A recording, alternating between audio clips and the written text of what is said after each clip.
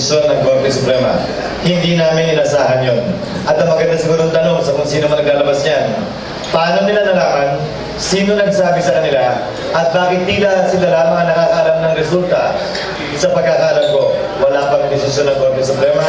Kung sakasakali, sa darating na linggo pa lamang ito at hindi kahapon o ngayon, kung sino man nagsabi o nagpalabas na may desisyon na, pakitanong nga, saan niya nakuha at sinong nagsabi? Dahil kung chismis lang yon, hindi ho cheese ang first name niya. Wala siyang karapatan maging chismoso.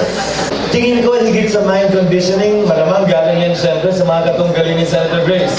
Malamang gusto nilang kontrahen yung magandang balita ng pag-endorso sa kanya ng NPC. Nagtataka lang din kami, parang sigurado na sila sa boto ng korte. Parang alam nila ang nangyayari sa loob ng korte.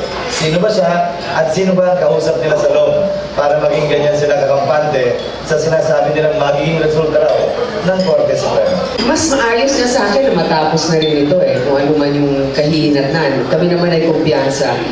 Iba-iba yung mga kaya mahirap makinig sa bali-balita. Yung iba, itong desisyon. Yung iba, itong desisyon. Hindi pa talaga masabi. Basta, narinig na natin, more or less alam na natin yung posisyon ng iba doon, pero hanggat hindi na ilalabas yan, wala namang opisyal. At siguro naman, kung meron mang makakaalam una, kami yung mga may kinalaman dyan sa kaso.